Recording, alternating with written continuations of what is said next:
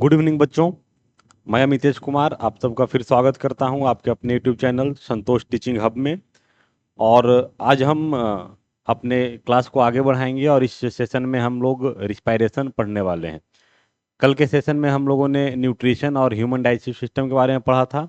और जो भी वो वीडियो नहीं देखे होंगे तो डिस्क्रिप्शन में उसका लिंक लगा देंगे, आप जाके वहाँ से उसको देख सकते हैं। आज इस सेशन में हम लोग सेकेंड लाइफ प्रोसेस रिस्पायरेशन को पढ़ने वाले हैं। ठीक है, तो सबसे पहले हम लोग देखेंगे कि रिस्पायरेशन क्या होता है। What is respiration? तो क्या बोला जा रहा है? It is the process in which the cells of an organism obtain energy by combining oxygen and glucose resulting in the release of CO2, H2O and ATP।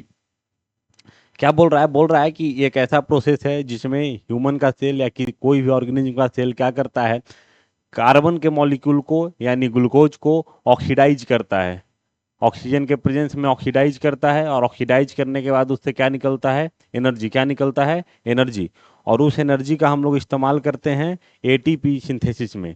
क्या करने में? ATP सिंथेसिस में। ठीक है ना।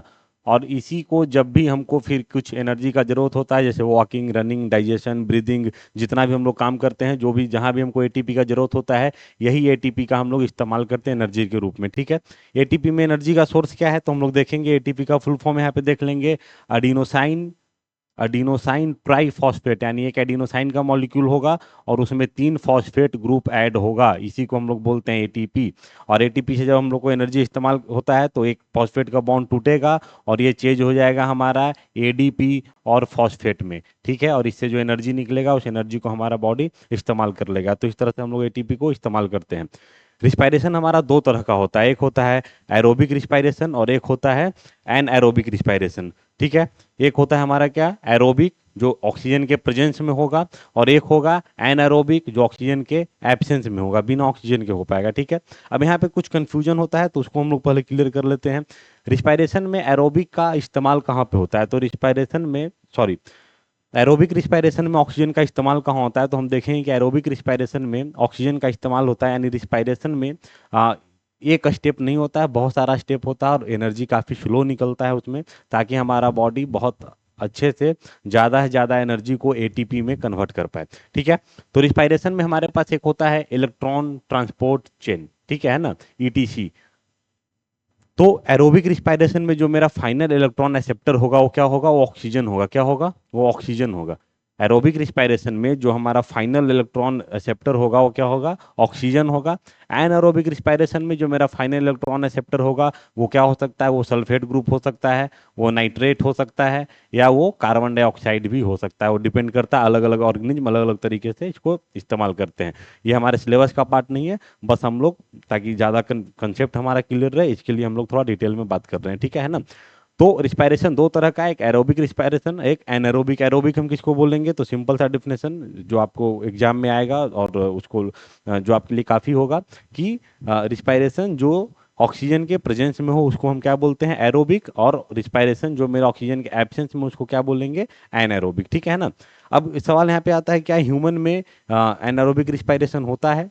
तो हाँ, अगर टेक्निकली देखा जाए तो एनारोबिक रिस्पायरेशन ह्यूमन में नहीं हो सकता है, क्योंकि हमारे अंदर जो रिस्पायरेशन में जो इलेक्ट्रॉन ट्रांसपोर्ट चेन है, जो सिस्टम है, उसमें फाइनल इलेक्ट्रॉन एक्सेप्टर ऑक्सीजन है, तो इसलिए हम में एनारोबिक रिस्पायरेशन नहीं हो सकता है। लेकिन हमारे मसल सेल में एनारोबिक प्रोसेस का इस्तेमाल होता है जिसको हम लोग बोलते हैं लैक्टिक एसिड फर्मेंटेशन। ठीक है ना। या ईस्ट सेल में अल्कोहलिक फर्मेंटेशन होता है। ठीक है, तो टेक्निकली वो एनारोबिक रिस्पायरेशन नहीं है, लेकिन क्लास 10 के लेवल पे हम लोग उसको एनारोबिक रिस्पायरेशन कह सकते हैं। ठीक है ना। तो हम लोग फिर आगे देखते हैं कि आगे क्या है। रिस्पायरेशन के बारे में एक और हम लोग इंटरेस्टिंग बात समझ लेते हैं। ठीक है ना, कि रिस्पायरेशन क्या है। तो रिस्पायरेशन जो पूरा प्रोसेस है वो एनर्जी जनरेट करता है, और उस एनर्जी के सहारे हम लोग क्या करते हैं? तो हम लोग पिछले क्लास में हम लोग थोड़ा सा इंट्रॉपी का कॉन्सेप्ट देखे थे कि कोई भी सिस्टम जो होता है, कोई भी सिस्टम वो डिसऑर्डर की तरफ जाता है। कोई भी सिस्टम कहाँ जाता है? तो वो डिसऑर्डर की तरफ जाता है। ठीक है ना। यानी सिस्टम का एक नेचुरल टेंडेंसी होता है कि वो डिसऑर्डर की तरफ बढ़ेगा। ठीक है, हम लोग क्या करते हैं? तो हम लोग रिस्पायरेशन का इस्तेमाल करके एनर्जी जनरेट करते हैं और अपने सिस्टम को डिसऑर्डर की तरफ जाने से रोकते हैं। ठीक है ना। यानी सिंपल सा बात है कि हमारे अंदर रिस्पायरेशन में क्या होता है, ग्लूकोज होता है, ठीक है ना, ग्लूकोज होता है जो कि ऑक्सीजन के प्रेजेंस में ऑक्सीडाइज होकर हमको एनर्जी, कार्बन डाइऑक्साइड और वाटर रिलीज करता है, ठीक है ना। यानी अगर आइडियल कंडीशन हम लोग देखें तो जो ये O2 है, ये O2 क्या होता है, ये O2 वाटर में चेंज हो जाता है, O2 क्या होता है, वाटर में चेंज हो जाता है, final electron acceptor oxygen, water change हो जाता है, ये आइडियल कंडीशन है। लेकिन रियल लाइफ में, रियल वर्ल्ड में कोई भी सिस्टम 100% इफिशियंट नहीं होता है, ठीक है। तो ऐसे में फिर क्या होता है कि जो हमारा O2 है, ऑक्सीजन, वो कुछ ऑक्सीजन बीच में ही, यानी कुछ इलेक्ट्रॉन क्या होता है कि बीच में ही क्या करता है, बीच में यानी 100% इफिशियंट नहीं हो पाता है, और इससे ही हमारा सिस्टम धीरे धीरे, यानी कहने का मतलब ये है कि रिस्पायरेशन वो कंबसन की तरह है, कंबसन इंजन की तरह, जो काफ़ी इंपॉर्टेंट है कंबसन उसके लिए, लेकिन धीरे धीरे वही कंबसन उस इंजन को डैमेज कर देता है। तो रिस्पायरेशन हमारे लिए काफ़ी इंपॉर्टेंट है, लेकिन धीरे धीरे जो हमारे अंदर एजिंग होता है, जो हम बूढ़े होते हैं धीरे धीरे, तो रिस्पायरेशन के चलते ही होते हैं, ठीक है। और बहुत लंबे टाइम में हमारा जितना डैमेज है एक्यूमुलेट होते जाता है, और फिर हम लोग एजिंग की तरफ बढ़ते जाते हैं। इसीलिए कहा जाता है, मतलब साइंटिफिक प्रूवन बात है कि हम लोग को फास्टिंग करने से या कम खाना खाने से हम लोग ज़्यादा हम लोग अपने एजिंग को स्लो कर सकते हैं, ठीक है। तो चलिए हम लोग आगे बढ़ते हैं, ये आउट ऑफ सिलेबस थोड़ा सा बात हो गया था, हम लोग अब आगे देखते हैं कि क्या हम लोग को है पढ़ना, ठीक है। तो रिस्पायरेशन में हमारा एरोबिक हो या एनरोबिक हो, कोई भी रिस्पायरेशन हमारा कुछ स्टेप्स होता है, ठीक है ना। तो सबसे पहला स्टेप हम देखेंगे कि एक स्टेप है ग्लाइकोलाइसिस। एक मेरा रिस्पायरेशन का जो पहला कॉमन स्टेप है ग्लाइकोलाइसिस, और ग्लाइकोलाइसिस यूनिवर्सल स्टेप है। क्या है, यूनिवर्सल स्टेप है, यानी आपको हर ऑर्गेनिज्म के सेल में ग्लाइकोलाइसिस मिलेगा, हर ऑर्गेनिज्म के सेल में क्या मिलेगा, ग्लाइकोलाइसिस मिलेगा, ठीक है। ग्लाइकोलाइसिस को हम लोग एक और नाम से जानते हैं, उसको हम लोग बोलते हैं EMP पाथवे। ये EMP पाथवे ग्लाइकोलाइसिस को जो ढूंढे, जो उस प्रोसेस को एक्सप्लेन किए, उन साइंटिस्ट के नाम पे इसको EMP पाथवे कहा जाता है। ये 3 साइंटिस्ट का नाम है अलग अलग, EMP, ठीक है ना। तो हम लोग देखेंगे कि क्या होता है। तो ग्लूकोज हमारा 6 कार्बन मॉलिक्यूल है, ग्लूकोज का फॉर्मूला आप सबको पता होगा, C6H12O6, है ना। तो ग्लूकोज मेरा क्या है, 6 कार्बन का एक मॉलिक्यूल है। और ग्लाइकोलाइसिस में क्या होता है, तो ग्लाइकोलाइसिस में हमको 2-3 ही चीज याद रखना है, ठीक है। ग्लाइकोलाइसिस पहला तो याद रखिएगा, ये कोई सिंगल स्टेप प्रोसेस नहीं होता है, मल्टी स्टेप होता है, ठीक है ना। लेकिन यहाँ पे हम लोग स्टेप में नहीं जाएंगे, क्योंकि हम स्ट्रिक्टली बोर्ड के सिलेबस से स्टिक कर रहे हैं, ठीक है। तो सबसे पहला क्या है कि ग्लूकोज मेरा 6 कार्बन का मॉलिक्यूल है, is broken down into pyruvate. Glucose क्या होता है, तो पाइरूवेट में टूट जाता है। पाइरूवेट मेरा 3 कार्बन मॉलिक्यूल है, पाइरूवेट क्या है, 3 कार्बन मॉलिक्यूल है, ठीक है ना। तो एक ग्लूकोज का मॉलिक्यूल ग्लाइकोलाइसिस में क्या होगा, 2 पाइरूवेट में टूटेगा, ठीक है। तो ग्लाइकोलाइसिस में हमको जो 2-3 सवाल हमको यहाँ पे ध्यान रखना है, पहला यही है कि जो हमारा ग्लूकोज है ग्लाइकोलाइसिस में, वो एक ग्लूकोज कितने पाइरूवेट में टूटेगा, 2 पाइरूवेट में टूटेगा, पहला। दूसरा, ये यूनिवर्सल होता है हर एक में, चाहे एनारोबिक रिस्पायरेशन करने वाला ऑर्गेनिज्म हो, चाहे एनारोबिक करने वाले हो, ये आपको सब में देखा जाएगा, ठीक है। और तीसरा जो काफी इंपॉर्टेंट है, ग्लाइकोलाइसिस होता कहाँ है, तो ये साइटोप्लाज्म में होता है। कहाँ होता है, ये साइटोप्लाज्म में होता है, ठीक है। तो ग्लाइकोलाइसिस अकर्स इन साइटोप्लाज्म, हम लोग इसका भी क्या करेंगे, ध्यान रखेंगे कि ग्लाइकोलाइसिस कहाँ होता है, साइटोप्लाज्म। तो ग्लाइकोलाइसिस जो 3 सवाल आएगा, इससे ज्यादा सवाल ग्लाइकोलाइसिस नहीं पूछा जाएगा। पहला क्या है, पहला ध्यान रखना है कि यूनिवर्सल प्रोसेस है, दुनिया के हर ऑर्गेनिज्म में ये देखा जाएगा। दूसरा हमारे पास क्या है, दूसरा है कि इसमें ग्लूकोज का एक मॉलिक्यूल 2 पाइरूवेट के मॉलिक्यूल में टूट जाता है, ठीक है ना। इसमें 2 ATP एनर्जी भी मिलता है। और तीसरा है कहाँ होता है, ये साइटोप्लाज्म में, कहाँ होता है, साइटोप्लाज्म में, ठीक है।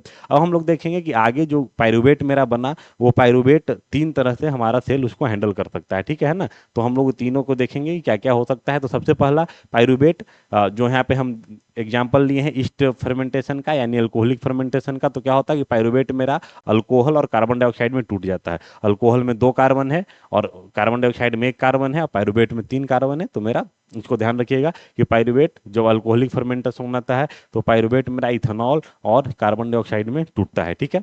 अगर एरोबिक रिस्पायरेशन होगा, तो एरोबिक रिस्पायरेशन के लिए क्या होगा कि पाइरूवेट पहले माइटोकॉन्ड्रिया में जाएगा। एरोबिक रिस्पायरेशन सिर्फ और सिर्फ माइटोकॉन्ड्रिया में होता है, हम लोग को इसको ध्यान रखना होगा। तो पाइरूवेट पहले माइटोकॉन्ड्रिया में जाएगा, और पाइरूवेट मेरा 3 कार्बन डाइऑक्साइड और वाटर में टूटेगा, और उसमें फिर हमारे पास ढेर सारा एनर्जी मिलेगा। ढेर सारा क्या मिलेगा, एनर्जी मिलेगा। एरोबिक रिस्पायरेशन में 36 to 38 ATP एनर्जी हमको मिलता है, तो इसको भी ध्यान रखना होगा, ठीक है ना।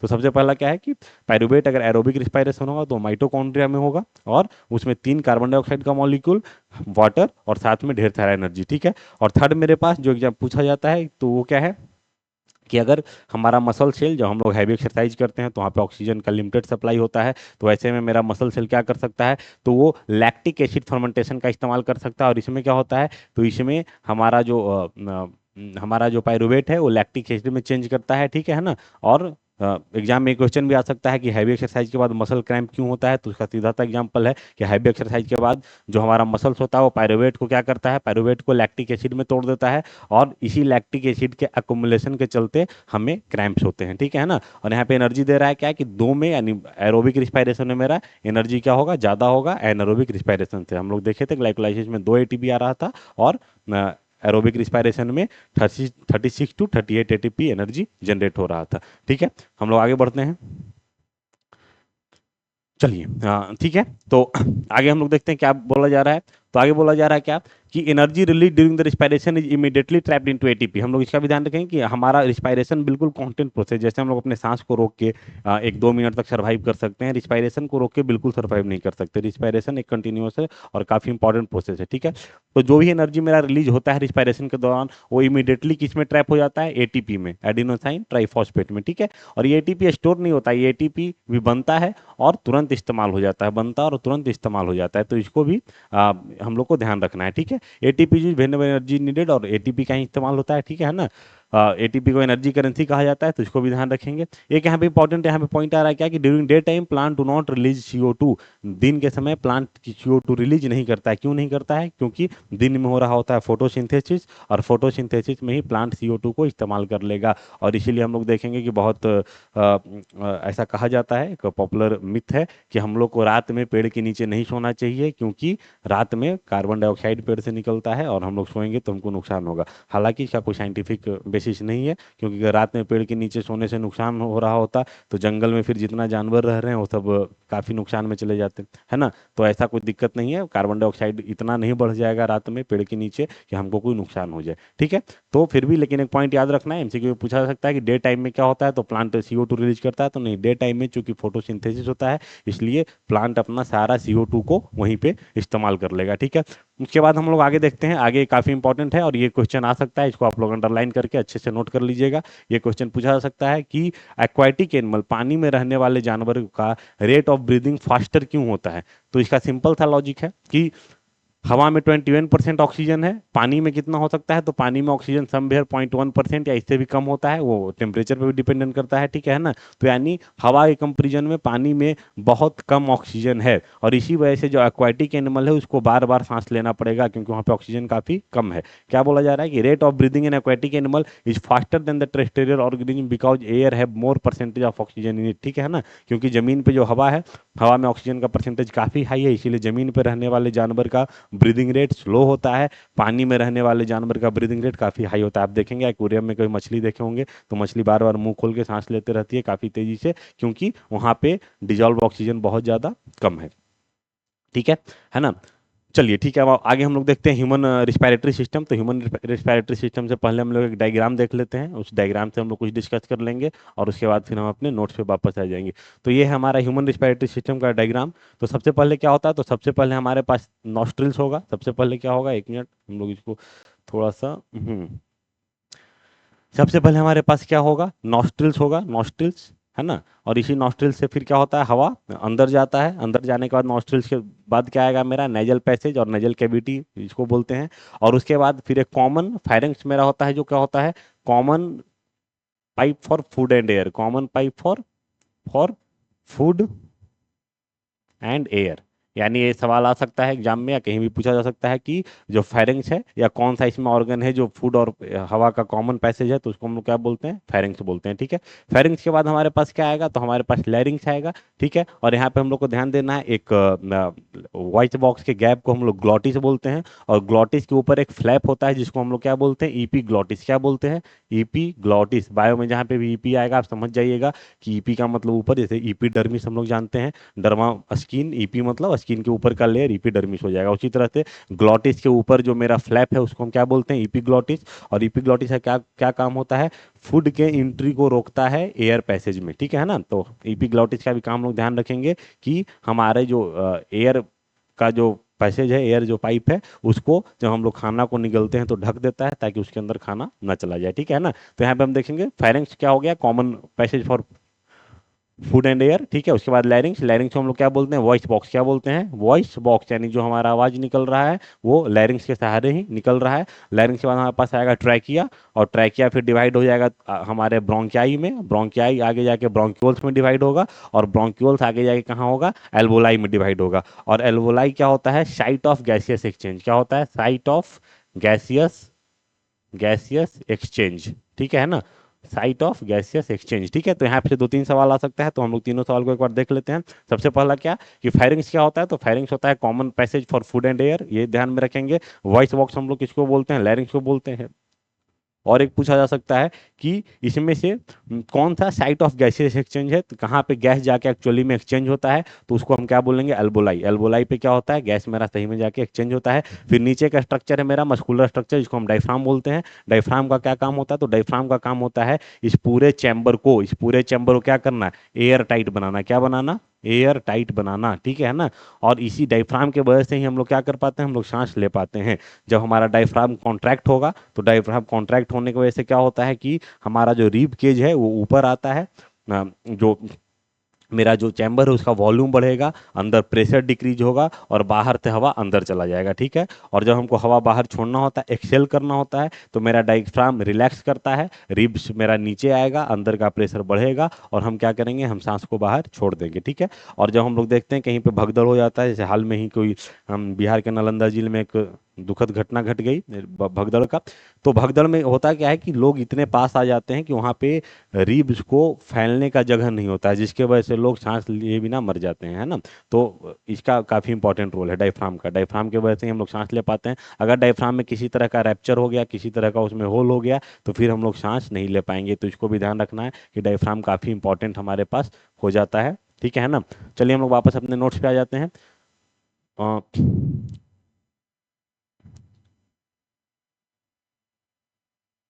एक मिनट, ठीक है।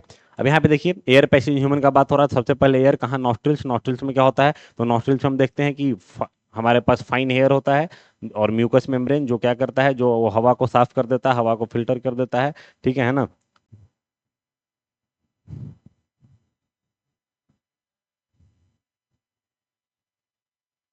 ठीक है, तो हवा को क्या करता है, नॉस्ट्रिल्स में जो फाइन हेयर्स होते हैं उसको फिल्टर कर देते हैं। उसके बाद ये डिस्कस हम लोग कर चुके हैं कि फेरेंक्स क्या होता है, common for food and air, common passage यहाँ पे छूट रहा है, ठीक है, common passage for food and air, ठीक है ना। लैरिंग्स उसके बाद आता है वॉइस बॉक्स, फिर ट्रैकिया, ब्रोंकाई, ब्रोंक्यूल्स, ठीक है।